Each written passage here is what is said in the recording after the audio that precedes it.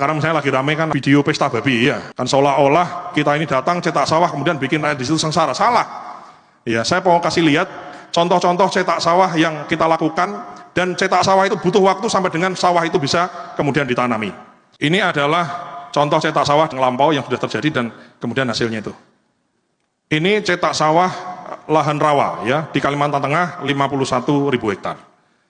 Ya tadinya rawa begitu, nggak bisa ditanami, kemudian kita lakukan optimalisasi lahan cetak sawah, kemudian 51.000 bisa sekarang ditanami. Ini adalah contoh cetak sawah di Wanam di Papua Selatan. Jadi memang daerahnya daerah berawa, Pak Menteri. Daerah berawa, kalaupun ada pohon, pohonnya itu kecil-kecil gitu loh. Jadi memang menanam padi itu yang susah bukan bibitnya, bukan pupuknya, bukan pestisidanya, bukan.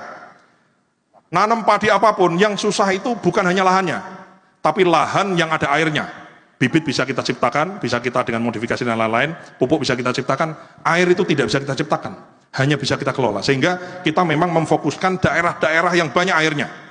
Ini contoh di Papua Selatan, Kurik gitu ya, di Merauke, dulunya rawa. Ini kemudian kita cetak sawah setelah 5-10 tahun berikut yang dulu dicetak sawah, tadinya orang tidak bersawah di situ, jadi bersawah, panen sekali, tanam sekali. Sekarang sudah panen 3 kali karena menanamnya 3 kali. Jadi mohon maaf, dengan segala hormat, kita hormat sama semua kritik yang dialamatkan kepada pemerintah, khususnya kami di Kementerian Pertanian. Namun berdasarkan catatan sejarah kami, daerah yang kita kemudian cetak sawah, kita berikan insentif, kita latih orangnya bertani di situ, kita kasih alat mesin pertanian, kita kasih bibit terbaik, kita kelola airnya, dan di mana-mana itu kemudian mensejahterakan rakyat setempat. Jangan dibayangkan cetak sawah hari ini dikeruk-keruk jadi sawah, besok ditanam langsung 5 ton atau 10 ton, tidak bisa. Butuh beberapa kali siklus, Bapak Ibu semua. Sekarang misalnya lagi rame kan video pesta babi ya, kan seolah-olah kita ini datang cetak sawah kemudian bikin rakyat di situ sengsara. Salah. Ya, saya mau kasih lihat contoh-contoh cetak sawah yang kita lakukan, dan cetak sawah itu butuh waktu sampai dengan sawah itu bisa kemudian ditanami. Ini adalah contoh cetak sawah yang lampau yang sudah terjadi dan kemudian hasilnya itu. Ini cetak sawah lahan rawa ya di Kalimantan Tengah 51.000 hektar.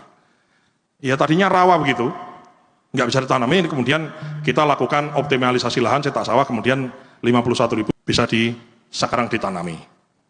Ini adalah contoh cetak sawah di Wanam di Papua Selatan. Jadi memang daerahnya daerah berawa, Pak Menteri. Daerah berawa, kalaupun ada pohon, pohonnya itu kecil-kecil gitu loh. Jadi memang menanam padi itu yang susah bukan bibitnya, bukan pupuknya, bukan pestisidanya, bukan. Nanam padi apapun yang susah itu bukan hanya lahannya, tapi lahan yang ada airnya.